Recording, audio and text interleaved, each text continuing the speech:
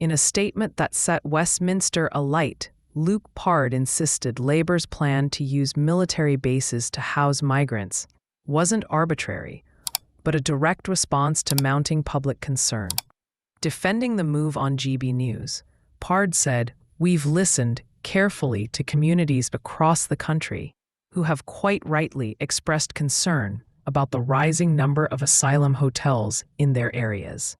But the interview quickly turned heated as host Ian Holmes launched a bruising grilling that left Pard visibly unsettled and short of clear answers, exposing the flaws in his claims.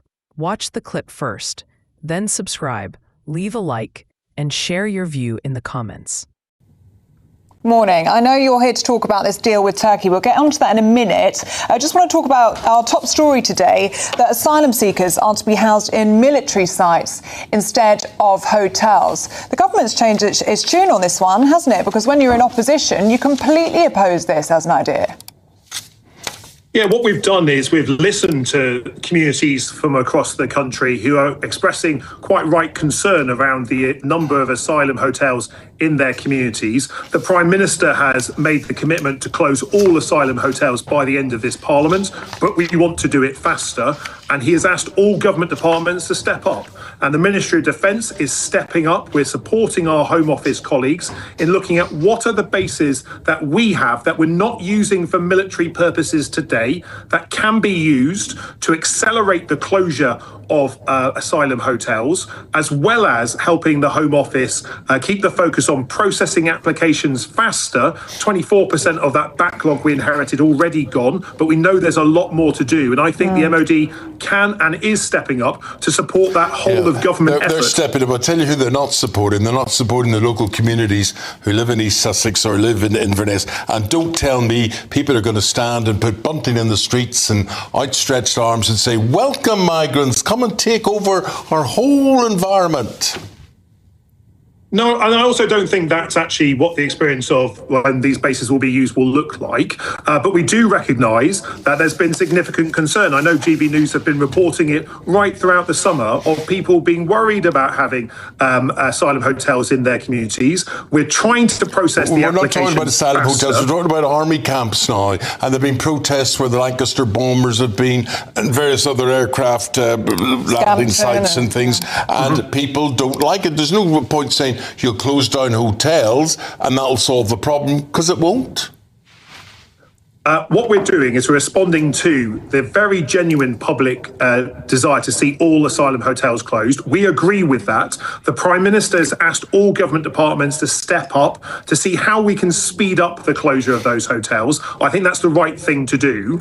We're looking at what bases we can provide in support of that, and an announcement will come from the Home Office very shortly about which bases we can support officially. But to do this, we not only need to close the asylum hotels, we need to speed up the processing. That's why we've hired hundreds of extra caseworkers to deal with the backlog. It's now been cut by 24%. We have already closed 24 asylum hotels, saving £1 billion, but we want every single one of them to close. Okay, but I just want to ask people, we've had to make those decisions. Well, look, I just want to ask people as regards to the bases, Army, Air Force, whatever, what is your view, folks? Get in touch with us. We'll reflect them on the station throughout the day. Have your say.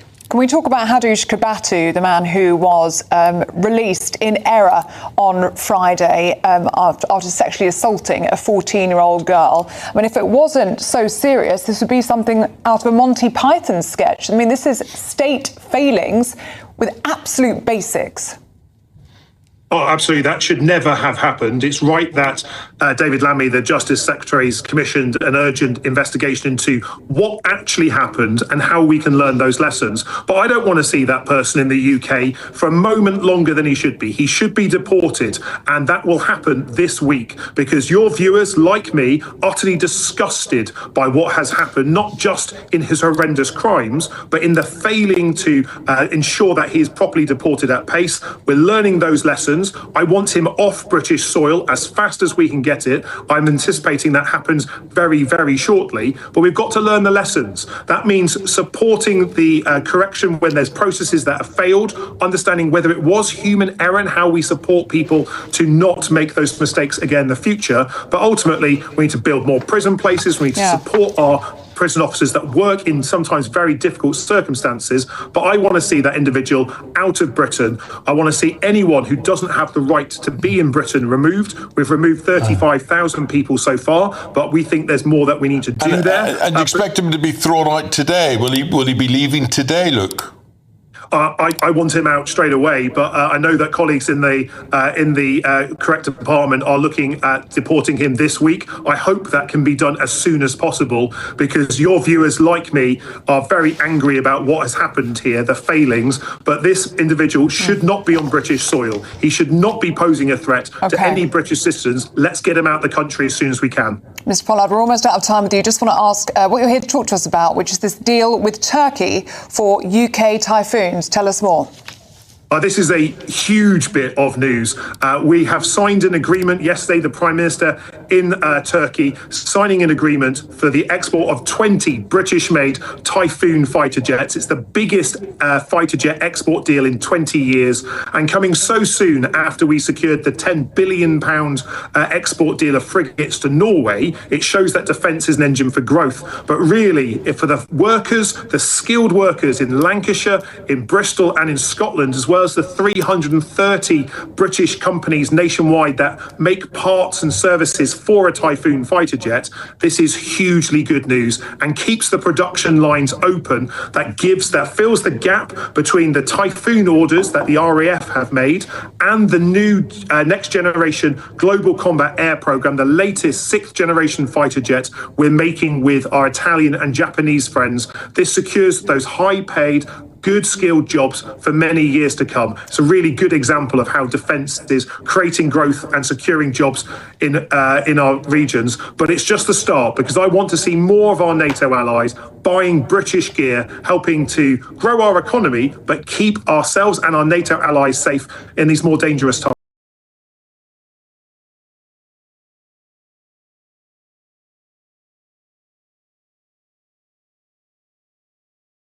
330 British companies nationwide that make parts and services for a Typhoon fighter jet. This is hugely good news and keeps the production lines open. That fills the gap between the Typhoon orders that the RAF have made and the new next generation global combat air program, the latest 6th generation fighter jet we're making with our Italian and Japanese friends. This secures those high paid, good skilled jobs for many years to come. It's a really good example of how defence is creating growth and securing jobs in our regions. But it's just the start, because I want to see more of our NATO allies buying British gear, helping to grow our economy, but keep ourselves and our NATO allies safe in these more dangerous times.